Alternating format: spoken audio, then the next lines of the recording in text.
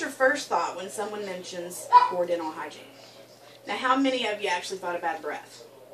If you thought that, you're actually on the right track. But bad breath is one of the most common symptoms of periodontal disease, which is what I'm actually going to talk about today. Some of you may ask, what exactly is periodontal disease?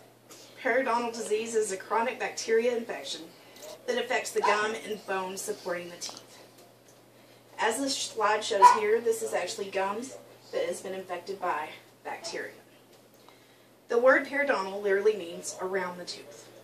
Toxins produced by the bacteria and plaque irritate the gums. The toxins then stimulate a chronic inflammatory response in which the body in essence turns on itself, and the tissues in the bone that support the teeth are broken down and destroyed. This right here actually shows what it's talking about. It breaks down and develops a pocket right here, and then you start losing bone mass.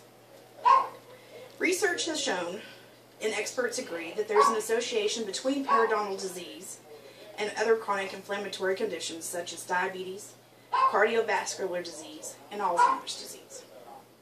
For a long time, it was thought that bacteria was the factor that linked periodontal disease to other infections in the body. However, more recent research demonstrates that inflammation may link periodontal disease to other chronic conditions. Studies show that people with insufficient blood sugar control seem to develop gum disease more frequently and more severely than people who have good management over their diabetes. Diabetes slows circulation, which can also make the gum tissues more susceptible to infections. A high sugar level in your saliva can promote growth of bacteria that causes diseases. This is actually a picture here of what a severe diabetic's gums would look like. Now, the exact process of how gum disease may be linked to heart disease and stroke is still unclear. One thought is that poor hygiene leads to an overgrowth of bacteria that can get into the bloodstream.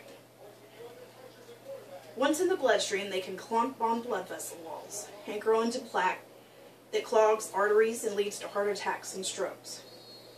In a study done in 2008 by Dr. Kamer, the subjects with Alzheimer's disease had a significantly higher level of antibodies, inflammatory molecules associated with periodontal disease, in their plasma compared to healthy people.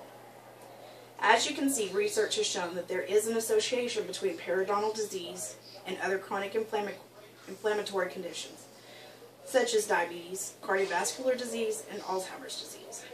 More and more studies are constantly being done to show the links that periodontal disease has with the rest of the body. This is what healthy gums should look like. Now I'll leave you with one last question. Do you have your next dental exam scheduled?